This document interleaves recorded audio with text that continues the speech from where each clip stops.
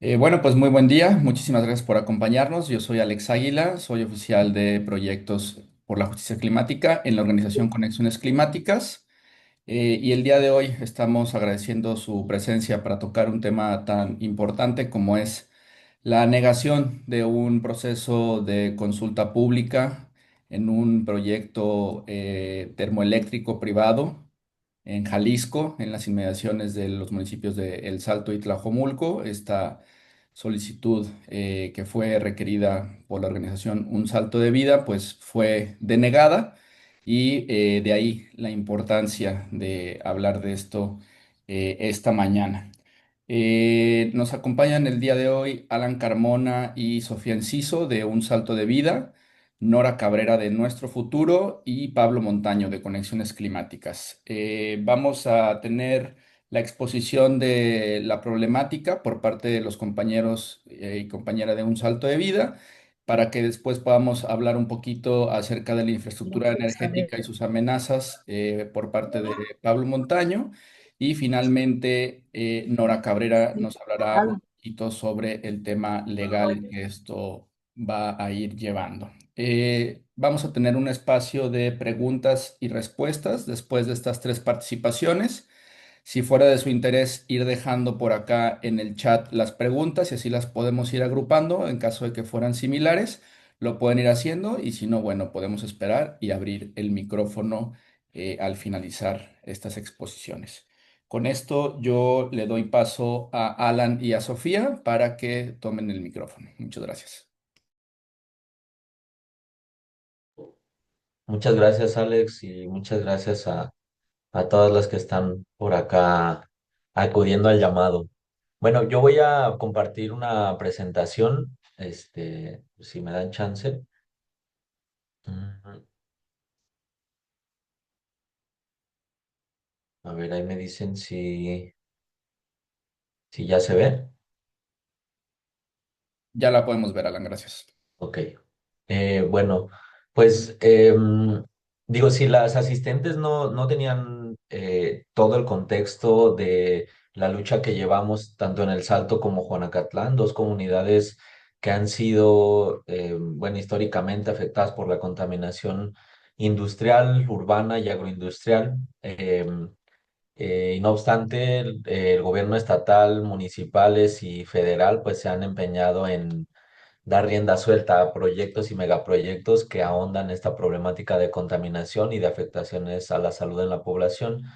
Y bueno, ahorita les compartiré un poquito de los antecedentes también de este megaproyecto y de esta lucha, ¿no? Que llevamos ya, bueno, prácticamente 6 años ya de proceso organizativo contra este tipo de megaproyectos energéticos en la región, ¿no? El día de hoy, pues vamos a hablar de un proceso en el que estamos incursionando, ¿no? Que previamente a otros megaproyectos energéticos u otro tipo de proyectos de evaluación federal no habíamos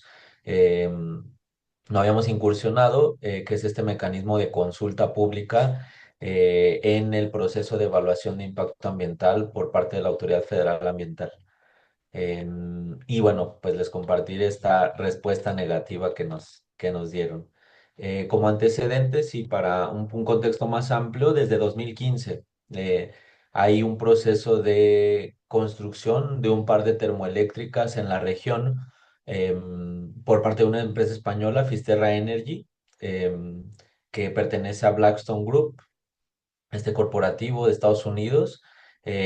Tanto la termoeléctrica que se construyó terminó y sigue operando en Zapotlanejo, que es la de Tierra Mojada, como una en Juanacatlán, que es la Charrería. Esa es la que nosotros hemos logrado como comunidades suspender desde el enero de 2020, como, bueno, ahorita les cuento un poquito más, pero desde 2015 empiezan como a elaborar estos proyectos, impulsarlos en los municipios, platicar con los ejidos, negociar las tierras, etcétera. Cuando nos damos cuenta de esto, en 2019, pues empezamos la movilización y la organización en contra tanto del gasoducto como de la termoeléctrica. Em, Después de pues un proceso de presión importante, el gobierno de Jalisco, entre comillas, rechaza esta termoeléctrica Es importante esto porque, bueno, siendo un gobierno de continuidad, vamos a ver los argumentos que contradicen la postura del gobierno anterior de Enrique Alfaro, cuando estaba Sergio Graf en la cabeza del sector ambiental a nivel estatal, que dijeron que iban ellos a no impulsar energías de origen fósil para respetar los acuerdos de París, ¿no? Ese fue como, bueno, dentro de otros argumentos técnicos, decían que no querían impulsarlo porque pues se podía agotar, digamos, la reserva en términos de los acuerdos que ellos habían comprometido para reducir las emisiones de gases de efecto invernadero. Como nosotros no confiamos en esta palabra de un rechazo público, interpusimos una serie de amparos y desde enero de 2020 está frenado este proyecto, está suspendido por un juzgado federal y después de eso, bueno, elaboramos un proyecto de un programa de ordenamiento ecológico local en donde se prohíben estos proyectos, tanto industriales como energéticos en Juanacatlán. Y se anuncia en enero de este año, en febrero, perdón, la reactivación del proyecto el de Juanacatlán, pero luego pues se empezaron a contradecir el gobernador y a decir que posiblemente podía ser en otros sitios, ¿no? A partir de ahí empezamos una serie de movilizaciones en febrero, tanto en Juanacatlán, en El Salto, como en la ciudad de Guadalajara. Cientos de personas de estos municipios nos movilizamos y generamos este rechazo. Nosotros empezamos a tratar de identificar en dónde podría ser la instalación, ya que el gobernador había anunciado que podía ser tanto en Juanacatlán, en El Salto, en Ixtlahuacán, en Zapopan o en Tonalá. Nosotros tratando de ubicar cuáles eran estos posibles sitios, tanto por la demanda de la industria, que el gobernador no reparó en decir que era exclusivamente para garantizar inversiones, que era para atender la demanda que el nearshoring estaba generando para Jalisco, ¿no? Para usos industriales y que no había una garantía de suministro energético. Entonces, en aquel entonces dijo que se iba a utilizar agua de la planta de tratamiento del ahogado, por lo cual nosotros pensamos que estas eran los más posibles sitios, ¿no? Tanto Juanacatlán como en El Salto, porque en Zapopan, en Tonalá, no hay infraestructura, digamos, que pudiera facilitar esa instalación, ¿no? Ni los usos de suelo adecuados, ni la cercanía con la industria, ni las fuentes de abastecimiento de agua, ni las líneas de alta tensión que se requieren para poder subir la energía de este tipo de proyectos. Ahora nos damos cuenta en mayo de este año que es en El Salto en donde se pretende instalar esta empresa, esta planta de termoeléctrica, aunque no necesariamente sea el único proyecto que se pretende instalar. Este pertenece a Adastra Energía, y el proyecto se llama El Salto uno. Como dice la manifestación de impacto ambiental, tendría una capacidad de generación eléctrica de 554 megawatts, em, que de acuerdo con ciertas cifras como de la Comisión Nacional de Energía, esto vendría siendo aproximadamente la mitad de la demanda energética de Jalisco. Es decir, Jalisco estaría sobrepasando su capacidad de producción energética. Hay algunos otros datos del gobierno del estado que contradicen lo que el gobierno federal asegura, pero bueno, este proyecto pues tendrá una gran capacidad y estaría destinado exclusivamente para el abastecimiento industrial. Y dice la manifestación de impacto ambiental que estaría ubicada en esta colonia, en El Salto, em, tanto que en el registro público de la propiedad como en los planes municipales de desarrollo urbano se identifica que está en el municipio del Salto, aunque hay controversias respecto a quién pertenece a esta zona. Es importante ahorita por lo que voy a comentar de los argumentos de la Semarnat para negar la consulta pública. Bueno, en esta solicitud que realizamos el 23 de mayo y que fue ingresada ya a la Dirección General de Impacto y Riesgo Ambiental el día 29 de mayo de 2005, em, bueno, fue ingresado, empieza la evaluación de esta solicitud y la respuesta de la autoridad es que si bien está señalado la afectación bueno, que nosotros señalamos como afectados el municipio del Salto, en donde nosotros habitamos, en la síntesis del proyecto, que está en la Gaceta Ecológica, donde se publican los proyectos de evaluación federal, que está en Tlajomulco de Zúñiga, ¿no? Sin embargo, está registrado en El Salto. Y por lo tanto, la autoridad federal lo que dice es que según su sistema, el municipio en donde se estaría ubicando sería Tlajomulco y por lo tanto El Salto no sería considerado una comunidad afectada. Y por esa razón ellos dicen, ustedes no son miembros de la comunidad afectada, por lo tanto no tienen derecho a ser consultados. Un poco no queremos que esto sea el argumento de peso porque es ridículo que una autoridad ambiental se ciña a criterios administrativos para determinar si una comunidad es afectada o no, ya que hay una movilidad de sustancias contaminantes en el aire, en el agua, en el suelo, justamente qué es lo que están evaluando ellos, pero aún con sus propios argumentos se ha demostrado que los límites municipales según el Instituto de Información Estadística y Geografía del Estado de Jalisco, en su propuesta de 2021, consideran que esta zona, si bien está en controversia entre Tlajomulco y El Salto, el límite está propuesto para que se recorra hacia este lado y sea considerada toda esta zona que está en rosa, que está, digamos, en controversia entre los municipios, como parte del municipio del Salto. Es decir, el proyecto que está aquí en rojo, esta es la ubicación. Estaría en el municipio del Salto y esto invalidaría el argumento de la propia autoridad ambiental. Para identificar un poquito más el- las colonias que serían directamente afectadas, hay tanto en El Salto como en Tlajomulco, ¿no? Que son los fraccionamientos de La Purísima, que está a escasos 160 metros de este megaproyecto, de Albereda, que está como a 250 metros. Cabe decir que en La Purísima hay una escuela primaria que está a 230 metros del proyecto, pues es decir, a un par de cuadras, y es, bueno, sumamente riesgoso en términos de salud que se esté expuesto a la quema de gas natural. Ahorita mi compañero Pablo podrá ahondar un poco más en esta situación en términos del uso del gas para producción energética, pero bueno, vemos que también en términos del acuífero, sería utilizado agua, según el proyecto, de agua subterránea y no agua superficial de la planta de tratamiento del ahogado, como aseguró el gobernador Pablo Lemus, y que la directora, perdón, la secretaria de Medio Ambiente también dijo que lo que más le preocupaba es que como esta zona estaba sobreexplotada en el agua subterránea, pues que era lo que más habría que revisar y le preocupaba pues que se pretendiera usar agua subterránea para este tipo de proyectos.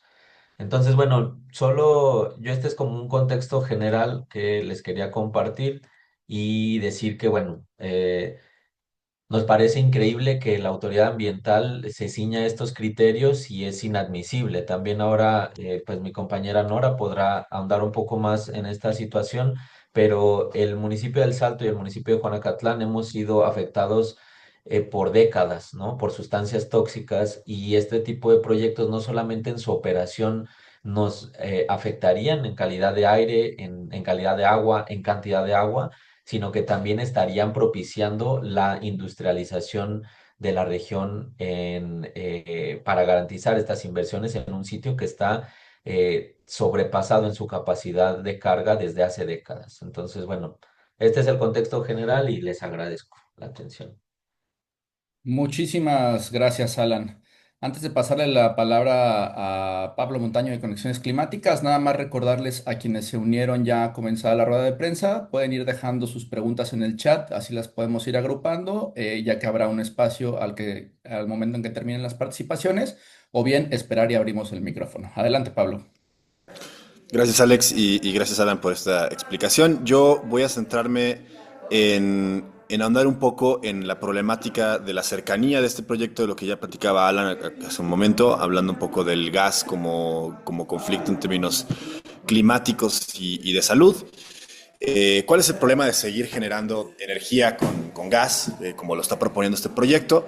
Como todos ustedes saben, no los voy a entretener mucho con esto, pero tenemos un problema muy grave de crisis climática, que simplificándolo, gracias a que tenemos una atmósfera de gases de efecto invernadero en nuestro planeta, puede haber vida aquí. El problema es que le hemos estado sumando más gases de efecto invernadero, principalmente el CO2, pero el metano, lo cual el mal llamado gas natural es 90% metano, también es un gas de efecto invernadero sumamente potente y esto nos ha llevado a aumentar la temperatura global a 1.4 grados con respecto a la era preindustrial. Esto quiere decir que estamos poniéndole fiebre a nuestro planeta y muchas de las funciones naturales que suceden se están viendo afectadas por estos patrones de cambios de lluvia, sequías, huracanes, etcétera, ¿no? Entonces, bueno, no lo decimos nosotros nada más, sino que lo dice la Agencia Internacional de Energía. Tendríamos que dejar de invertir en infraestructura de carbón, gas o petróleo, ¿no? Esto lo está diciendo una agencia internacional que se dedica a la energía, no al medio ambiente. Y por otro lado, revistas científicas están hablando de que tenemos que evitar explotar el 60% de las reservas de petróleo y gas y el 90% de las de carbón. No se deben de extraer. Sin embargo, estos proyectos siguen ignorando toda la ciencia climática con la que ya contamos. Y también sabemos que son proyectos que se van a quedar varados. No vamos a poder seguir sosteniendo este modelo de consumo de energía y por lo tanto estas infraestructuras que además no es el caso concretamente de esta, pero que llegan a contar con recursos públicos, se quedan varados, obviamente afectando las finanzas de la población. Esto que llamamos gas natural en realidad es un combustible, como ya lo decía, tan fósil como el carbón y el petróleo. Tiene una combustión más eficiente que el carbón, ¿no? Y por eso la industria nos lo vendió como algo limpio, pero la realidad es que es 90% metano. No es un combustible de transición y tiene afectaciones graves para la salud, ¿no? El gas cuando se libera es un precursor de ozono, el gas metano, y su quema genera material particulado. El gas no viene por sí solo, sino que viene asociado con otros compuestos como óxidos de nitrógeno, azufre, y estos compuestos se volatilizan en el momento en el que se hace la quema de gas, cosa que estaría ocurriendo, como ya decía Alan, a escasos 60 metros de poblaciones, ¿no? Eh, ya lo dije, aceleran la crisis climática, esta es la diferencia de lo que captura el dióxido de carbono en términos de calor para la atmósfera y lo que captura en los primeros 20 años de vida el metano, ¿no? O sea, es un 87 veces más potente. Y bueno, nada más como para mostrarles rápidamente cómo se ve un centro que está utilizando gas o que está manejando gas, porque muchas veces es algo que no se puede ver a simple vista. Esto es en Tabasco, en Pemex, que tienes este tipo de mecheros, ¿no? Que están, siempre que tengas gas vas a tener que tener algún tipo de desfogue, obviamente porque si no explotas. Y cuando le pones una cámara infrarroja puedes ver eso que se ve como una nube ahí, es gas mal combustionado, es gas mal quemado, es decir, eso es metano que se está liberando a la atmósfera a pesar de que haya una flama. Esto es muy común, esto sucede en todas las instalaciones en nuestro país, por lo menos que hemos visto y que hemos puesto este tipo de cámaras, sucede este tipo de fenómeno donde el gas no se quema del todo y por lo tanto esa nube que están viendo ahí a simple vista, a ojo limpio, no se ve. Entonces pareciera que no está ocurriendo este tipo de contaminación, pero sí lo está ocurriendo y tiene consecuencias graves para la salud de la población. Entonces esto lo queremos mostrar, aquí se ve con la cámara térmica, cómo se ve que ahí hay concentración todavía de metano. Así es como se veía ¿no? en esta otra toma. Entonces, bueno, este no es el tipo de infraestructura, hay que aclarar que vamos a tener aquí, pero sí estaríamos teniendo un proceso similar en cuanto a la quema de gas, ¿no? Por último, estos proyectos de gas suponen un problema de soberanía, porque el gas, el 90% del gas que consumimos en México proviene de Estados Unidos. Y el 60% de nuestra electricidad se enciende con gas. Entonces, cada nueva infraestructura de gas implica una mayor dependencia con Estados Unidos. México no produce suficiente gas como para poder prender todas sus termoeléctricas.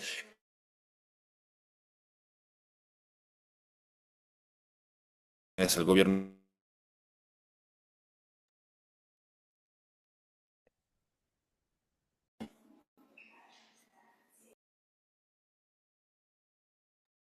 Muchísimas gracias, Pablo. Se cortó ahí un poquito al final, pero bueno, creo que el mensaje fue bastante claro, ¿no? Y ahora le doy paso a Nora Cabrera, de Nuestro Futuro. Adelante, Nora.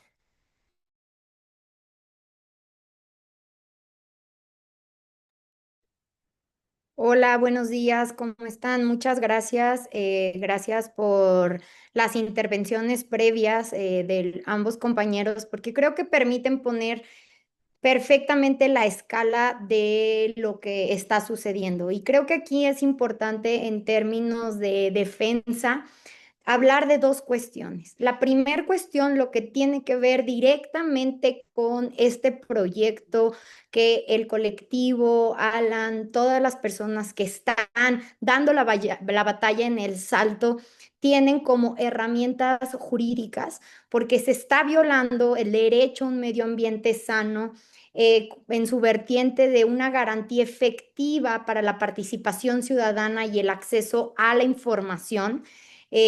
Una vez que hablamos que debe haber acceso a la participación pública en asuntos ambientales y hay una violación directa y muy clara vinculada con la Constitución y el llamado Acuerdo de Escazú, que es un tratado regional único en el mundo, que el propio gobierno le ha dado muchísimo peso en los proyectos que son prioritarios para ellos, que deberían de ser también un elemento de peso para los proyectos que afectan el derecho al medio ambiente de las personas. Y específicamente en ese punto es clarísimo, como ya lo comentaba Alan, que cuando ellos presentan este documento en donde hacen una solicitud de consulta específica a la cual tiene derecho cualquier persona que se encuentra dentro de un entorno cercano o como le llaman adyacente, como lo ha desarrollado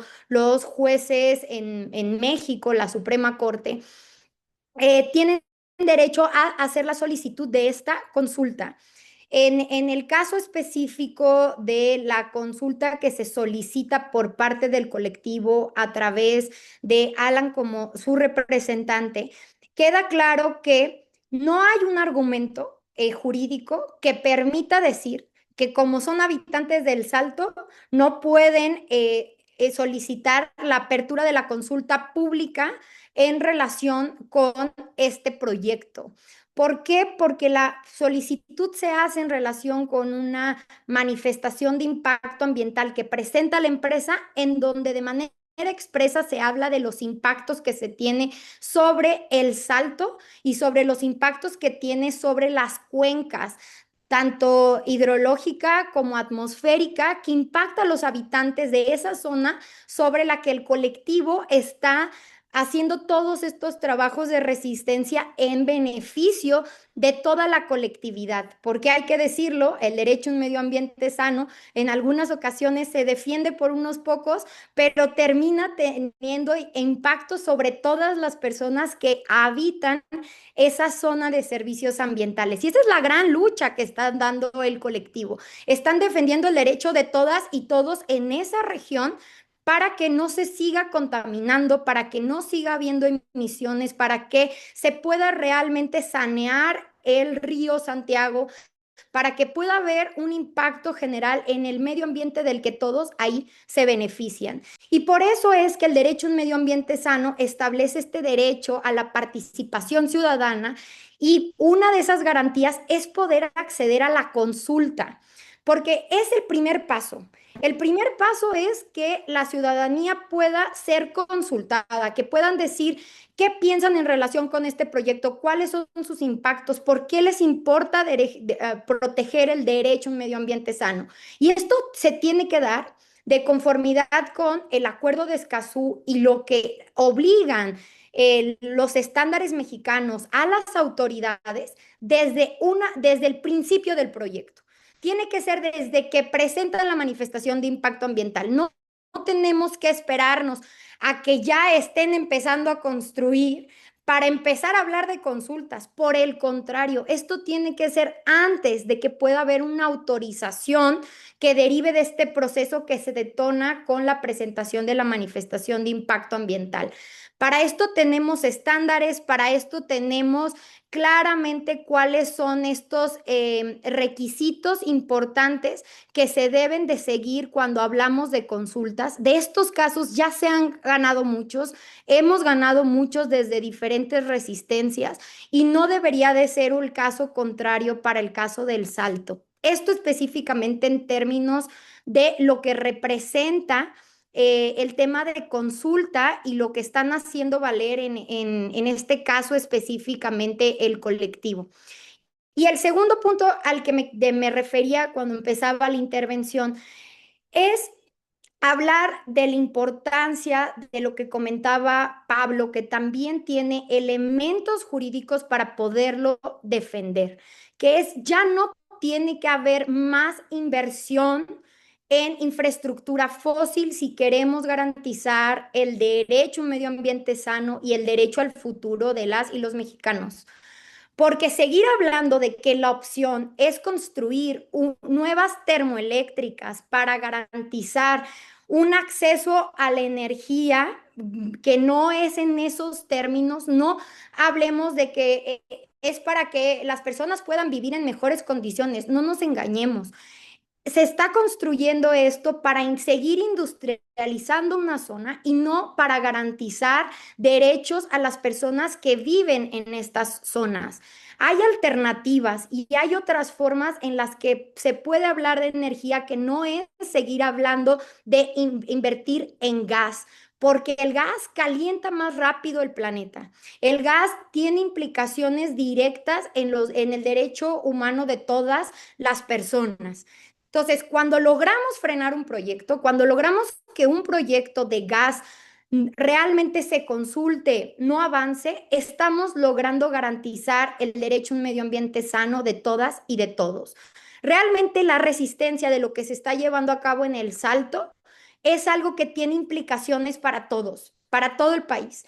Es importante agrupar, acuerpar y darle elementos para que puedan realmente ser consultados como esas personas que son afectadas, pero realmente su resistencia es parte de garantizar el derecho a un medio ambiente sano, sobre todo en su vertiente de clima seguro, es decir, en el contexto de crisis climática de todas y de todos. Y estos dos elementos son importantes porque hay que llevarlos argumentados de manera conjunta para que puedan acompañar la resistencia.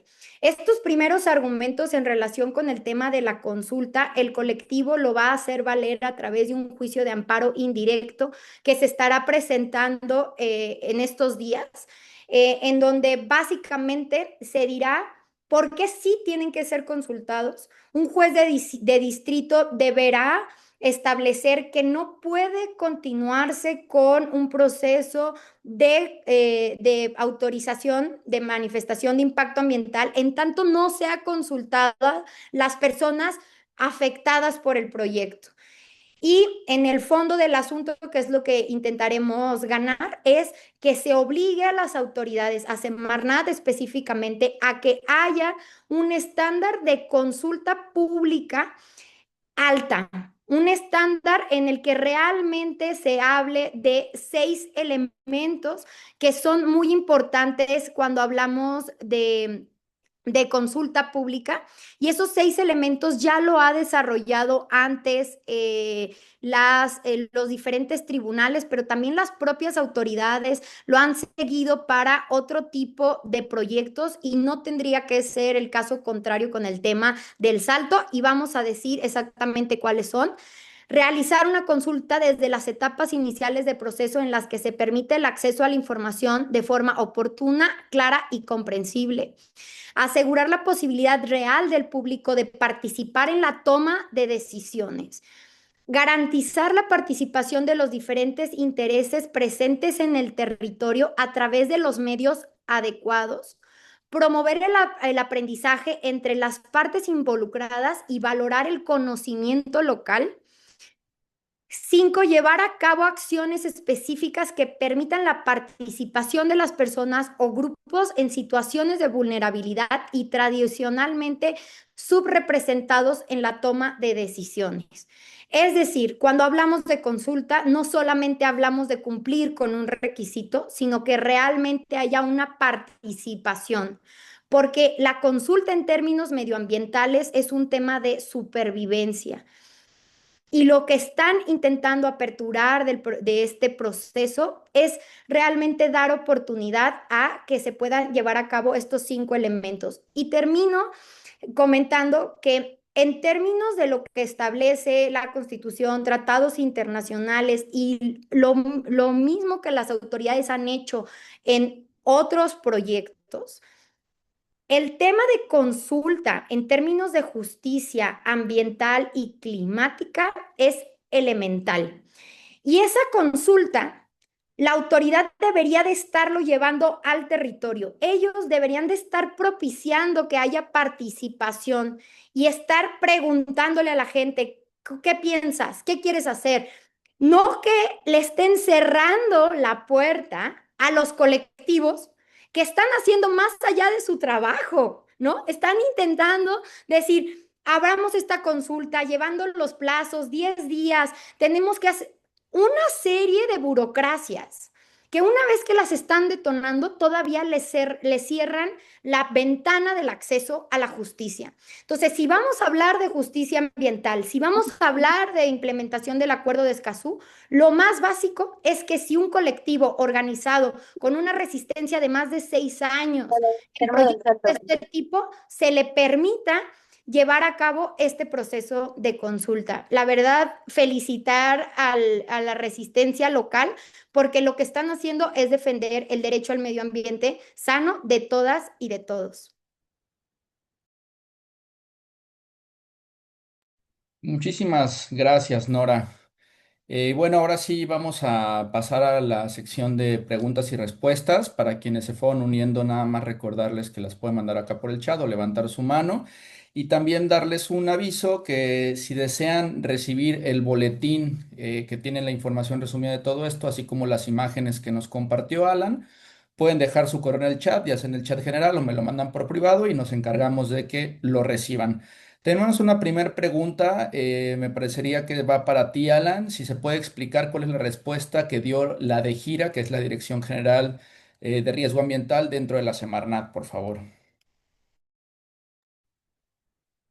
Es un poco, digamos, en detalle. eh, O sea, incluso no es tan amplio, ¿no? La respuesta eso es un documento de 3 cuartillas en donde son dos de contexto y un párrafo en donde dice, bueno, está bien, entró en tiempo, en forma, eh, la solicitud de consulta de los 10 días que dan 10 días que da según el reglamento de impacto ambiental de la LEGEPA, lo cual, bueno, paréntesis, habría que decir que también someter a un tiempo tan corto y tan limitado la posibilidad de una consulta cuando el proceso de evaluación de impacto ambiental es de 60 días,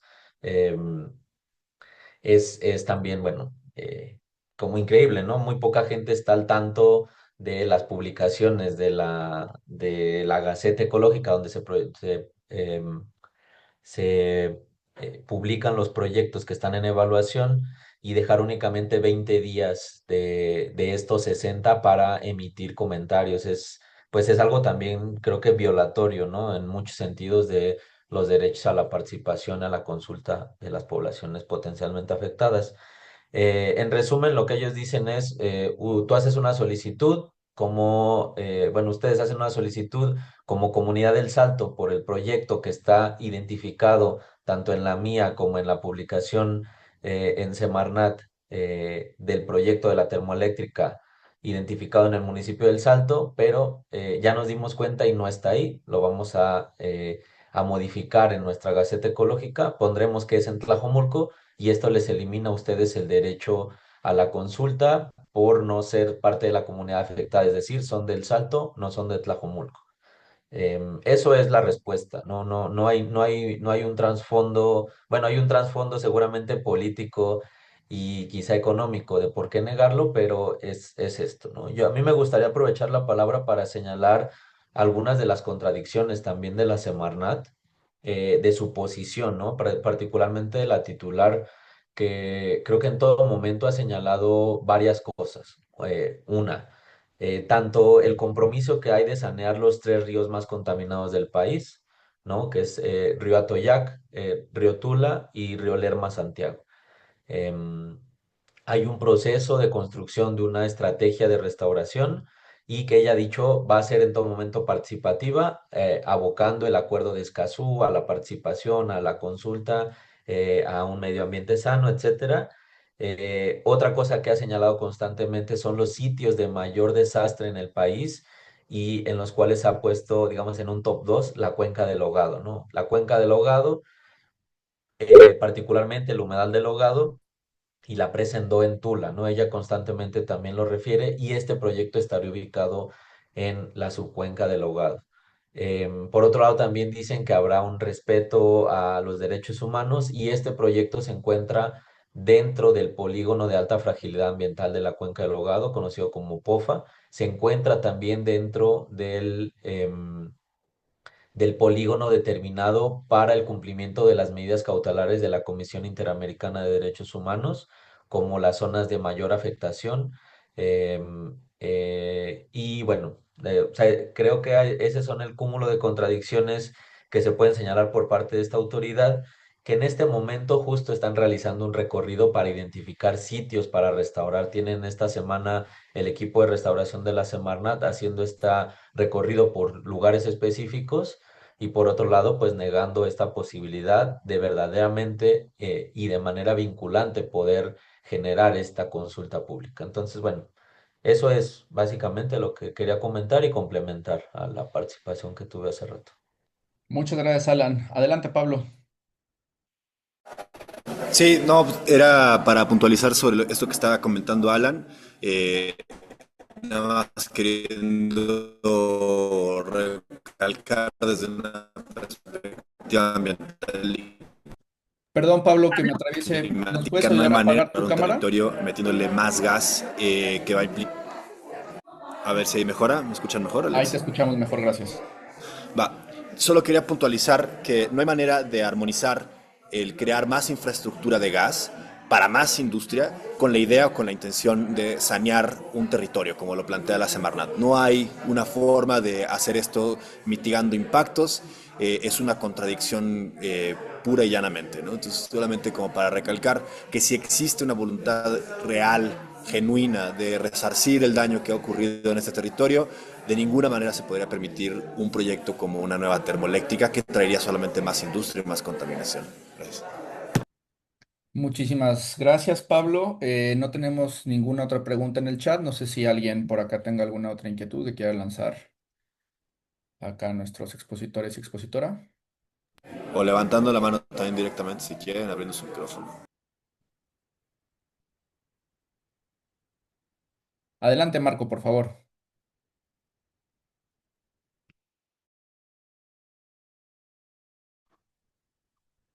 Buen día, ¿me escuchan? Te escuchamos muy bien. Gracias. ¿Qué antecedentes tienen de la empresa que promueve el proyecto? Si en su, digamos, plan original ofreció algún tipo de medida o trabajo de mitigación, y si ha promovido acciones legales en contra de ustedes o cualquiera que esté defendiendo, ¿no? O esté en contra, digamos así, de su propuesta. Esas son las preguntas. Gracias.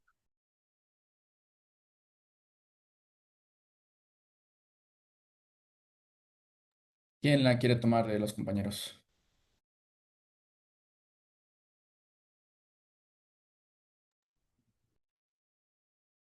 Ahora, ¿quieres tú comentar algo? ¿No? Pues bueno, no, o sea, de acuerdo a las medidas de mitigación, pues digamos que es el mero trámite, ¿no? De lo que considera una manifestación de impacto ambiental de cualquier proyecto. O sea, cualquier proyecto que presente una manifestación de impacto ambiental, pues se evalúa, se hace un proyecto a modo, ¿no? O sea, no se hace una manifestación de impacto ambiental para determinar que es inviable el proyecto, sino que todo tiene una manera de resarcirse, ¿no? Hay algo que dentro de las propuestas de mitigación que podría presentar la empresa, bueno, que presente la manifestación de impacto ambiental, hay que decir, esta es los documentos que pone a consulta en el portal de Semarnat son incompletos.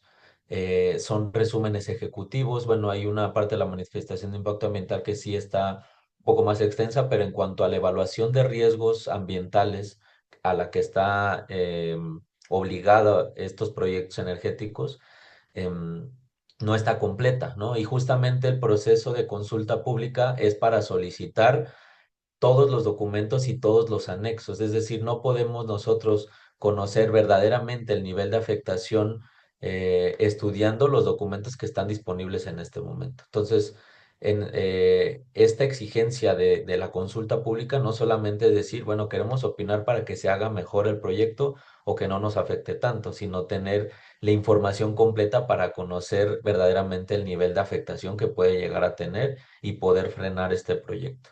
Entonces, eso en un sentido, es un proyecto muy reciente, no tiene, o sea, tiene por ahí de un mes de haberse iniciado el proceso de evaluación de impacto ambiental. Algo que me gustaría decir que es curioso es que hace unos meses la empresa generó un micrositio de su proyecto. Grupo VAS en su página de internet tenía un micrositio para Adastra Energía, que es esta filial en donde presentaba el proyecto de El Salto uno y ya lo eliminó. A partir de que empezó esta solicitud de consulta pública, ya eliminó el micrositio. No sabemos aún muy bien cómo interpretar esto, si solo que quieren llevarlo en lo oculto o están también teniendo una prevención a los señalamientos. Pero ya dice algo, ¿no? Ya dice algo este ocultamiento de información por parte de la empresa. Yo no tendría otra cosa que agregar. Gracias, Alan. ¿Alguien más que tenga alguna pregunta puede abrir su micrófono con toda libertad? Y creo que también un poco en relación con la pregunta y lo que comenta Alan, creo que es importante también recordar que la manifestación de impacto ambiental es el primer paso en un proceso para llegar a una autorización de impacto ambiental, porque quien tiene la responsabilidad de frenar un proyecto que tiene impactos negativos en los derechos de las personas que habitan en una comunidad es la autoridad y específicamente en este caso la Semarnat y la Agencia de Seguridad, Energía y Ambiente, que es una agencia específica que lo que hace es analizar cuáles pueden ser esos impactos entre temas medioambientales y energéticos que es tanto el impacto que se necesitaría tener un estándar diferenciado, porque como lo decía Pablo, realmente no hay medidas de mitigación que puedan implicar que un proyecto así avance. Y hablar de la consulta es solamente el primer paso después de que se presenta esta manifestación de impacto ambiental, que la manifestación de impacto ambiental, también hay que decirla, según la legislación mexicana, la presenta la propia empresa que está solicitando la construcción de la termoeléctrica. Por eso es que se tiene que evaluar esa manifestación y al final tiene que haber una autorización. Y estamos en esa primera parte en donde ni siquiera se ha abierto el tema de consulta. Seguramente la manifestación de impacto podrá tener muchísimas más vicios que todavía no sabemos porque la información no la tenemos completa. Y eso también es un elemento muy importante porque la información debería ser completa dentro de estos estándares que les comentaba que son los que deberían de cuidarse en los temas de participación ciudadana en temas ambientales. Entonces, solamente como para contextualizar esa parte de en qué momento del proceso nos encontramos y que al final no es que estemos diciendo como, si mitigas tal, podrías construir tal forma. No, estamos diciendo que una cosa de este tipo en una zona tan afectada como han sido estas, el Salto, pues no debería de existir si queremos respetar el derecho a un medio ambiente sano y de inicio, pues tendríamos que hablar del proceso de consulta. Muchísimas gracias, Nora, por complementar. Nos quedan unos minutos. ¿Alguien más que tenga alguna pregunta?